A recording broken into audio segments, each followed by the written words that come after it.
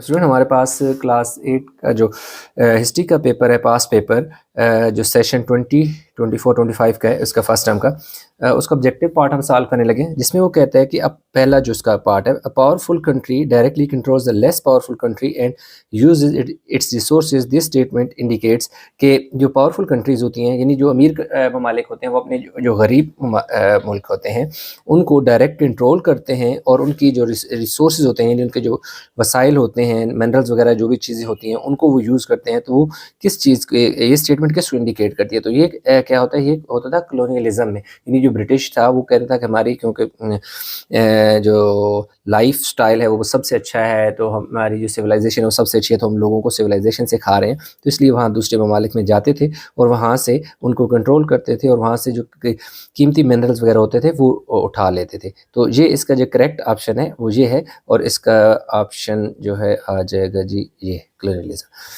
Next की अगर हम बात करें तो इसमें कहते हैं कि Mughal empire Akbar introduce Deen Ilahi during the time of, के जो मुगल एम्पायर था अकबर जिसका नाम था, उसने दीन इलाही जो है वो कहाँ किस टाइम जो है इंट्रोड्यूस कराया था?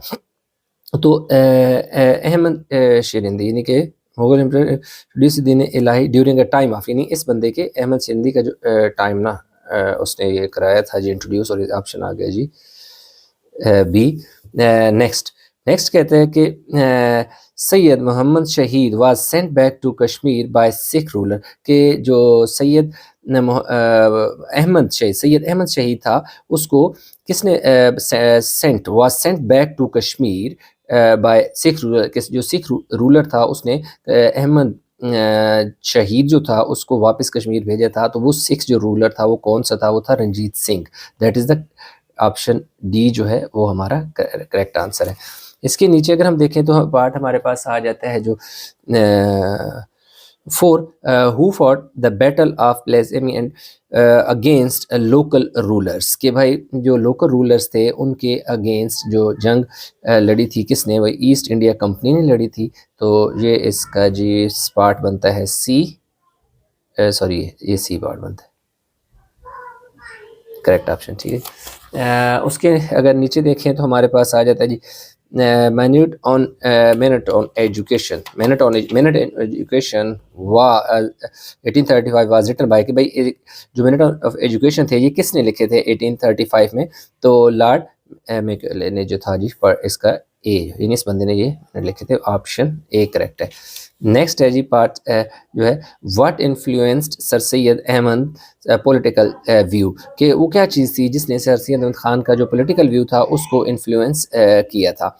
तो इसका जो हमारे पास करेक्ट ऑप्शन है वो आ जाएगा जी, वो आ जाएगा वार ऑफ 1857। 1857 की जो वार थी ना उसने उनका पॉलिटिकल जो व्यू था, आप कह सकते हैं चेंज कर सकते, उसकी वजह ये थी कि उससे पहले ना जो सर सैयद अहमद ख़ान थे वो कहते थे कि हिंदू और जो मुस्लिम, इसका भी ऑप्शन है, हिंदू और मुसलमान हैं वो एक दुल्हन की दो आंखें हैं, यानी इतना ज़्यादा वो इन दोनों को करीब समझते थे। लेकिन जब 1857 की वार हुई तो उसके बाद उन्हें समझ आई कि नहीं, मुसलमान एक अलग कौम है, और उसी की बुनियाद पर उन्होंने दो कौमी नज़रिया भी दिया था कि यहाँ एक कौम नहीं बल्कि दो कौमें बसती हैं, ठीक है। अगर हम सेवन की बात करें तो distribute between astro Hungary and Serbia was initiated by the killing of, ये जी आ गया जी, ये जो नाम है ना इसका ऑप्शन ए जो है वो आ जाएगा जी करेक्ट। ये जो फ्रांस फर्डिनेंड को अजीब सा नाम है। अच्छा, नेक्स्ट जो है हमारे पास Indian councils act allowed non elected local officials to become member of the legislative in, कि भाई इंडियन काउंसिल एक्ट ने जो अलाउ किया था नॉन इलेक्टेड लोकल को to become member of legislative council, ये किस साल किया था? ये हुआ था जी 1892 में। आ जाएगा इसका बी ऑप्शन करेक्ट हो गया।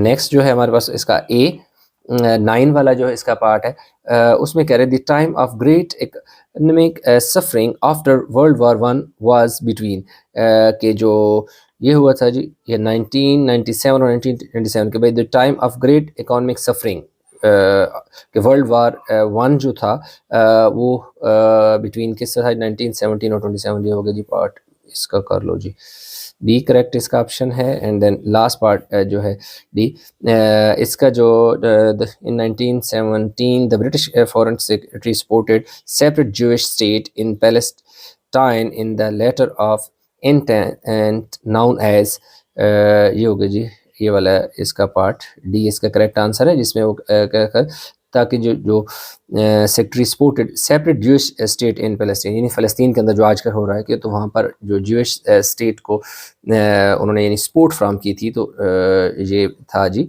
बेल्फ्योर डिक्लेरेशन इसे कहा जाता है। तो ये इसका पार्ट ये कंप्लीट इसका सोल्यूशन आ गया। और इसके साथ जो है इसका जो दूसरा पार्ट सेक्शन है ना वो कुछ ये आपका पेपर आ जाएगा जी, लास्ट पेपर का ये कंप्लीट इसका जो सेक्शन है ना सब्जेक्टिव वो ये है।